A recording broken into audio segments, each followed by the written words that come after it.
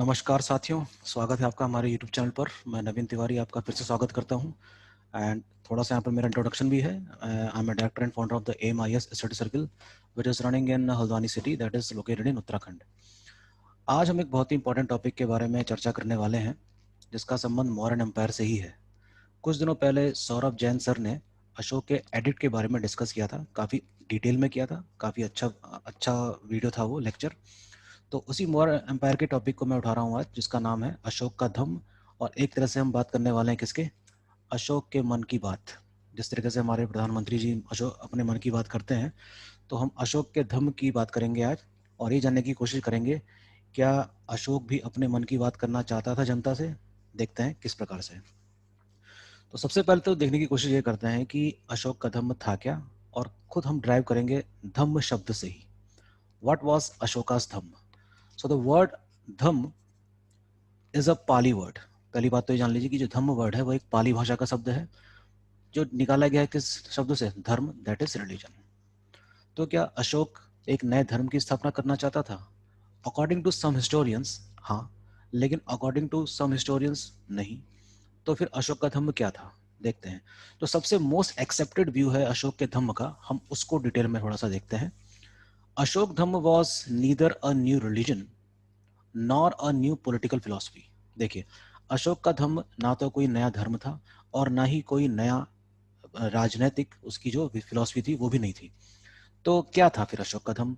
It is a way of life. जिस तरीके से हम रोज़ पूजा पाठ करते हैं, अगरबत्ती जलाते हैं, घंटी बजाते हैं मंदिर के सामने, उस प्रकार से ये भी अशोक ने एक ऐसा सेटअप बनाया था ये प्रकार के उनके सामान्य जन के जीवन में जुड़ जाए रोजमर्रा की जिंदगी में।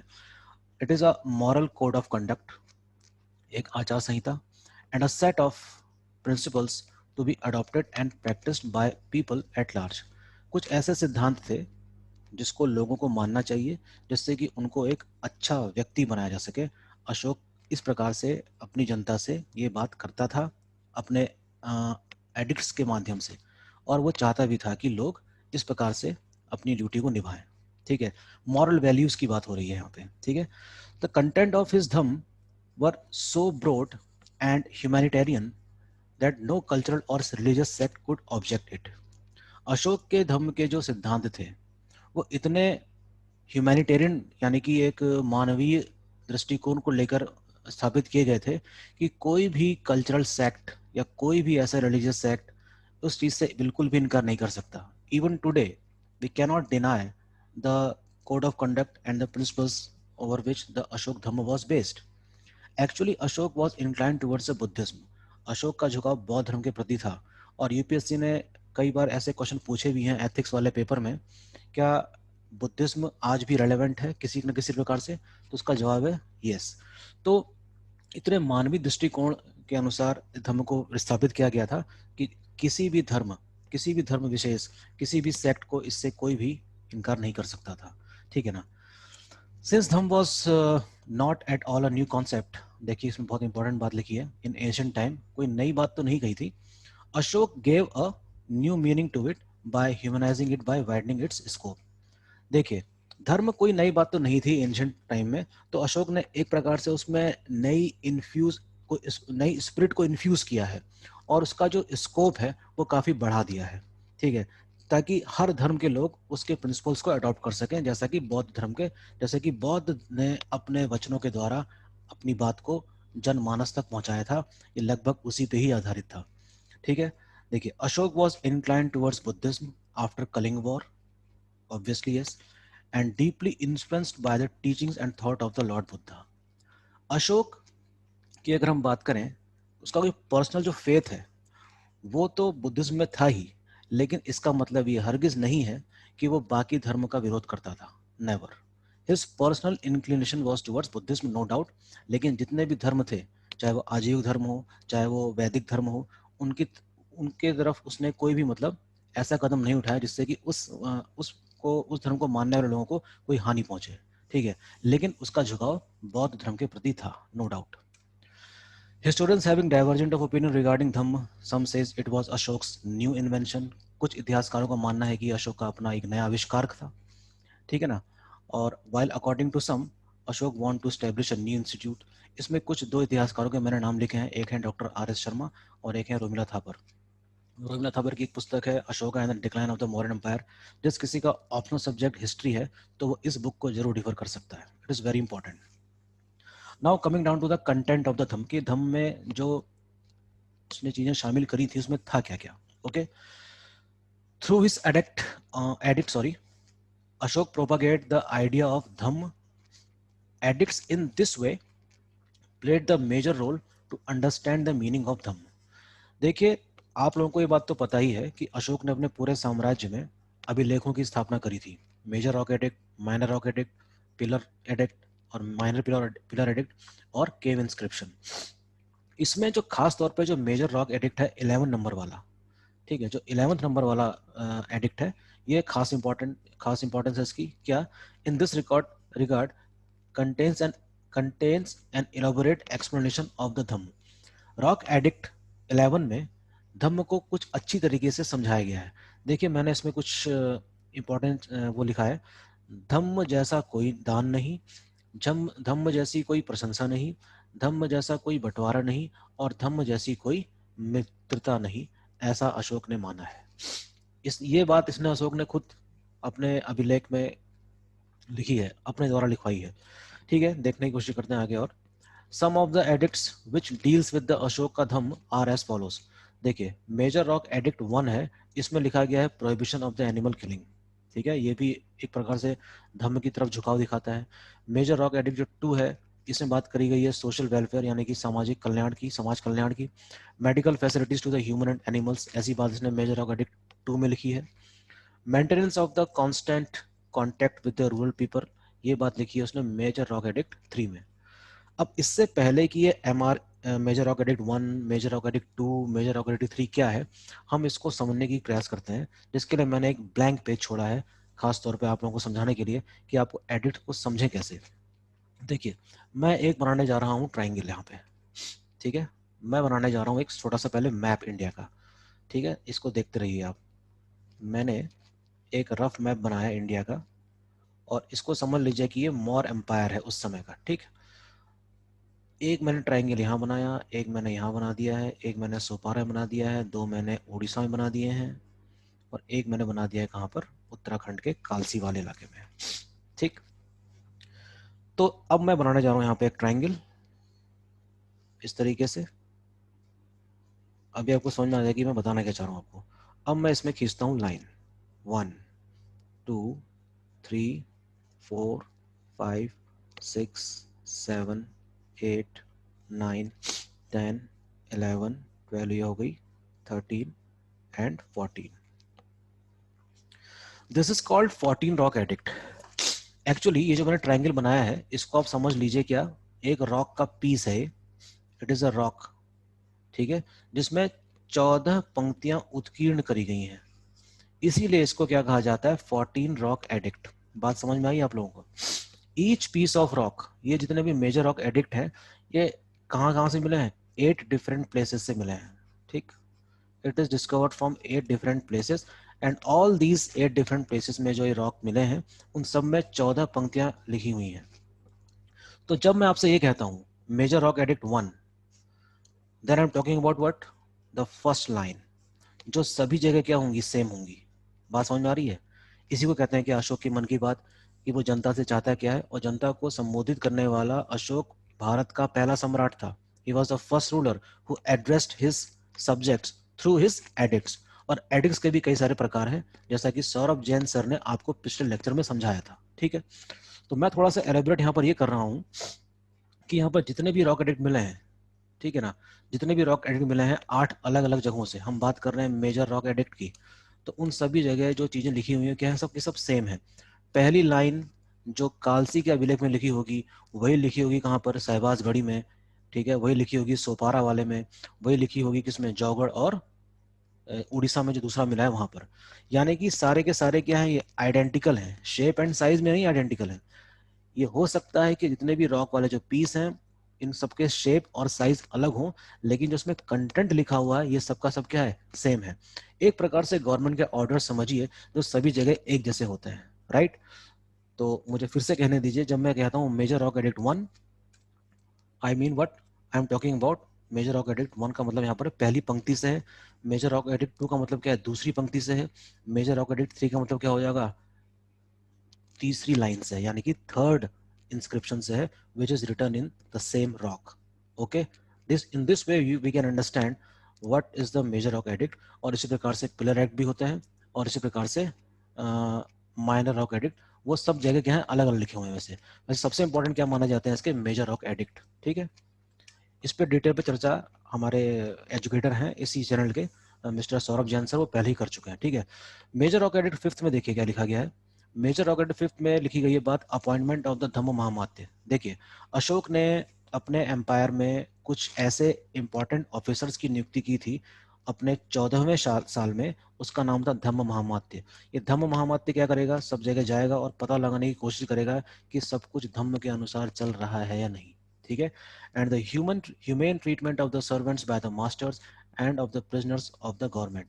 ये बात लिखी है मेजर रॉक एडिक्ट फिफ्थ में। इसका मतलब ये हुआ कि ये देखिए 1 2 3 4 5, यानी कि जो पांचवी पंक्ति है, जिसको किताबों में लिखा रहता है कि आप पांचवा अभिलेख, तो पांचवा अभिलेख से मेरा मतलब यहाँ पर यह है कि ये पांचवी पंक्ति है, और इस पांचवी पंक्ति में क्या बात लिखी गई है, अपॉइंटमेंट ऑफ धम्म महामात्य। और ये बातें सभी पांचवी पंक्ति में लिखी गई होंगी जितने जगह से मिले हैं ये। ठीक है, yes, this is very important. So major rock edict seventh और नाइन्थ में क्या लिखा गया है, tolerance among all the sect. यानी कि अशोक के बारे में एक बात हमको ये पता चल रही है कि सभी धर्मों में सामंजस्य बनाने का प्रयास करता था, लेकिन उसका पर्सनल फेथ और पर्सनल इंटरेस्ट क्या था, बुद्धिज्म था। मेजर रॉक एडिक्ट 13 में लिखा गया है, देखिए, replacement of the Bheri Ghosh to the Dhamma Ghosh. जब युद्ध की शुरुआत होती है तो शंखनाद किया जाता है, जैसा कि महाभारत के सीरियल में आपने देखा होगा कि भीष्म पितामह शंख बजा रहे हैं और दुर्योधन अपना शंख बजा रहे हैं। इसका मतलब ये है कि युद्ध की शुरुआत। तो भेरी घोष का मतलब यहाँ पर है कि भेरी घोष अब नहीं होगा, अब जब भी शंख बजाया जाएगा तो किसके लिए बजाया जाएगा, शांति के लिए। यानी कि turning of the replacement of the Bheri Ghosh to the Dhamma Ghosh, ये बात किसमें लिखी है, मेजर रॉक एडिक्ट नंबर 13 में। ठीक है, तो ये कुछ ऐसे एडिक्ट हैं अशोक ने जो अपने उसमें खुदवाए हैं, ये किससे रिलेटेड हैं, उसके धम्म से। ठीक है ना, तो अशोक के धम्म के बारे में काफी कुछ जानकारी मिल जाती है उसी के स्थापित किए गए अभिलेखों में। ठीक है, ऐसे ही एक मैंने यहाँ पर उठा रखा है मेजर पिलर एडिक्ट नंबर 2। यानी कि अगर मैं पिलर की बात करूं जो कि मोनोलिथ है, एग्जाम में क्वेश्चन आया भी है, इसमें कुल कितनी पंक्तियां खुदी हुई हैं, 7। ठीक है, जो 6 अलग अलग स्थानों से मिली हैं। ठीक है ना, इसमें देखो मेजर पिलर एडिक्ट जो सेकंड है, इसमें अशोक ने स्वयं से क्वेश्चन किया है कि व्हाट इज धम्म, किस भाषा में, पाली भाषा में। क्या कहता है, क्यों च धम्मे, कि धम्म क्या है, और खुद ही इसका जवाब देता है, अपासी नावे बहुकयाने दया दाने। मतलब it means to remain away from the sin, यानी कि पाप से दूर रहना है, बहुत से कल्याणकारी कार्य करने हैं, दया दिखानी है और दान करना है। ये अशोक ने पिलर एडिक्ट नंबर 2 में अपने आप को डिफाइन किया है कि धम्म क्या चीज है। Don't you think this these things are very important, it is very important and very practical to approach the UPSC examination. Okay, देखिए, अशोक ने तीसरी बौद्ध संगति का आयोजन कराया था 250 ईसा पूर्व में, लेकिन मजे की बात यह है इसकी जानकारी हमें किसी भी अभिलेख में नहीं मिलती है। It is very important. अगर एग्जाम में क्वेश्चन ये आता है कि अशोक ने तीसरी बौद्ध संगति का आयोजन कहाँ करवाया था, ये जानकारी हमको किस अभिलेख से मिलती है, तो इसका आंसर होगा नन ऑफ द अबव। ऐसी कोई बात उसने अपने अभिलेखों में नहीं लिखाई। लेकिन बड़ी हैरानी वाली बात है कि इतनी बड़ी घटना इसने किसी अभिलेख में क्यों नहीं लिखवाई। ठीक है, अशोक ने अपने 12वें वर्ष में आजीवक संप्रदाय को गुफाएं भी दान की थी, तो वो भी एक इंपॉर्टेंट इंस्क्रिप्शन है जिसके बारे में अशोक की पर्सनैलिटी का हमको पता चलता है। Some of his minor pillar edicts also tells us about his Buddhist activities. इसकी कुछ जो लघु स्तंभ लेख हैं, उनसे भी इसकी बौद्ध से संबंधित गतिविधियों के बारे में जानकारी मिलती है। ठीक है, one of his minor rock edict of Ashoka is called Bhabru और Vairat, tells us about the Triratna of Buddhism. किसके बारे में बताता है, बुद्ध धर्म के त्रिरत्नों के बारे में। और बौद्ध धर्म का जो त्रिरत्न है वो क्या है, बुद्ध धम्म संघ। ये आईएएस के एग्जाम में काफी पहले आ भी चुका है, जब ऑप्शनल पेपर में हिस्ट्री आया करती थी तो यहाँ से क्वेश्चन आते थे कि भाबरू में मतलब किस अभिलेख से हमें त्रिरत्न की जानकारी मिलती है, तो आंसर इस क्या है, भाब्रू या उसको वैराट के नाम से भी जाना जाता है। Okay, why Ashok established edicts in his empire, इसके बारे में डिस्कस किया जा चुका है सौरभ सर के द्वारा। फिर भी Ashok was the first ruler of India who address his subject through his addict, Ashok Bharat का पहला शासक था जिसने अभिलेखों के जरिए अपनी जनता को संबोधित किया है। देखिए, इसमें मैंने कुछ चीज़ें अपने मन से जोड़ी हैं। पहला शासक जिसने जनता से अपने मन की बात को कहा, मन की बात, जैसा कि हमारे प्रधानमंत्री जी कहते हैं, अशोक ने भी मन की बात ही कही थी, किससे? अपनी उस समय की जनता से। दूसरी बात यह है कि अब अशोक ने इस बात का भी ख्याल रखा कि कहाँ पर लोग रहते हैं और किस भाषा और लिपि का इस्तेमाल वहाँ पर बोलने या लिखने में किया जाता है। इसको बहुत ही केयरफुली उसने सर्वे करवाया होगा और इस नतीजे पर पहुंचा होगा कि जहाँ पर लोग रहते हैं उस भाषा का इस्तेमाल किया जाए, जिससे कि लोगों को आसानी से पढ़ने में सहूलियत हो और उनको पता चल सके कि उनका जो राजा है, यानी कि देवनाम प्रिय है, अर्थात देवताओं का प्यारा राजकुमार देवनाम प्रिय कहा गया है। एग्जाम में कई क्वेश्चन यहाँ से भी आए हैं कि किस अभिलेख में अशोक को देवनाम प्रिय कहा गया है, वेरी इंपॉर्टेंट। प्राकृत लैंग्वेज का इस्तेमाल करा गया है और उसकी जो स्क्रिप्ट थी वो कैसी थी? ब्राह्मी स्क्रिप्ट थी। एक स्क्रिप्ट का नाम है नॉर्थ वेस्टर्न प्राकृत और इसमें स्क्रिप्ट कौन सी मिलती है? खरोष्ठी, दाएं से बाएं, बाएं से दाएं, इस तरीके से चलती है ये language. Greek language and the Greek script, यानी कि जिस भाषा में बोला जा रहा है उसी लिपि में लिखा भी गया है। एरामाइक लैंग्वेज और एरामाइक स्क्रिप्ट, यानी कि भाषा भी वही है और स्क्रिप्ट भी वही है। तो यहाँ पर ये जान लेना जरूरी है कि अगर मान लीजिए कि मैं आपसे अभी हिंदी भाषाएं बोल रहा हूँ तो आखिर मैं किस लिपि का इस्तेमाल कर रहा हूँ? देवनागरी का, ठीक है ना। तो देवनागरी लिपि से हिंदी बोली जा रही है, मैं आपसे हिंदी बोल रहा हूँ, ठीक है, उसी लिपि का इस्तेमाल भी कर रहा हूँ और उसी भाषा में बोल भी रहा हूँ। तो वही बात यहाँ पर कहती है कि Greek language and Greek script का मतलब है कि भाषा भी ग्रीक है और स्क्रिप्ट भी कौन सी है? ग्रीक है। तो ये एम्पायर के किस जगह में स्थापित किए गए होंगे? नॉर्थ वेस्ट वाले पार्ट में, जहां पर यूनानियों का प्रभाव सबसे अधिक था। Very important again. ओके, तो ये देखिए, ये कुछ स्क्रिप्ट हैं जो इस प्रकार से, सॉरी, इन एडिक्ट्स हैं जो अशोक के पूरे एम्पायर में मिलते हैं। रॉक एडिक्ट्स हैं, पिलर एडिक्ट्स हैं, ये सारनाथ का पिलर एडिक्ट है। इससे हमें अशोक के बारे में और उस समय के समाज के बारे में काफ़ी कुछ जानकारी मिलती है। खास तौर पे इसमें अशोक के एडमिनिस्ट्रेशन और उसकी पर्सनैलिटी के बारे में पता चलता है। Okay, very very important. History के इस वाले पोर्शन को थोड़ा गंभीरता से पढ़ना चाहिए ताकि हमारा सवाल गलत ना हो। Okay, Ashoka edicts are something very important source to know the history of modern and Ashokas. What Ashok edicts tells us, Ashok edicts and inscription throw ample amount of light not only over the important events of the Ashok reign but also about his personality, जैसा कि मैंने आपसे कहा। His edicts spread all over his empire in following form, जैसे कि major rock edict, minor rock edict, major pillar edict, minor pillar edict and cave inscription। यही सब मेरे को बताना था आपको कि अशोक के धम्म को पढ़ने के लिए आप कुछ एक बुक को रेफर कर सकते हैं, जैसे कि रोमिला थापर की है Ashok and the decline of the modern empire. खास तौर पे वे लोग जिनका ऑप्शन सब्जेक्ट हिस्ट्री है, अदरवाइज इतना डिटेल में जाने की जरूरत नहीं है। कृष्णा रेड्डी वाली जो बुक है उसको भी आप रेफर कर सकते हैं, ठीक है। और एनसीईआरटी बुक में भी इसमें काफी कुछ चीजें इन्फॉर्मेशन आपको मिल जाएंगी। प्रीवियस ईयर के पेपर देखिए, सॉल्व करने की कोशिश कीजिए कि मौर्य एम्पायर से किस प्रकार से क्वेश्चन पूछे जाते हैं। और खास तौर पर जैसे कि अशोक का जो अभी मैंने ये देखिए, अशोक का जो मैंने ये दिखाया था आपको, मेजर रॉक एडिक्ट फिफ्थ, इसमें धम्म महामात की नियुक्ति की बात कहाँ पे की गई है, ऐसे क्वेश्चन भी डायरेक्टली आ जाते हैं। कुछ क्वेश्चन आपको मैच द फॉलोइंग में मिल सकता है कि इसमें किस किस किस किन चीज़ों के बारे में अशोक ने कहा है। ओके, तो उम्मीद करता हूँ कि आपको ये जो इस लेक्चर की जो बॉटम लाइन है वो समझ में आ गई होगी। और जब अब आप किताब को पढ़ेंगे मौर्य एम्पायर से रिलेटेड, तो आपको समझने में थोड़ी सी आसानी होगी कि ये एडिक्ट को किस तरीके से समझा जाए और पढ़ा जाए। Okay, till then please watch this channels, thanks a lot. और अपने कमेंट बॉक्स में ये लिखने की कोशिश जरूर करिएगा कि आपको इसमें क्या चीज़ समझ में नहीं आई। और आप ये भी सर्च कर सकते हैं कि आगे आने वाले लेक्चर में मैं आपको क्या इसमें और भी अधिक क्लियरिटी से बता सकता हूँ। Okay, till then take care, bye bye, thank you.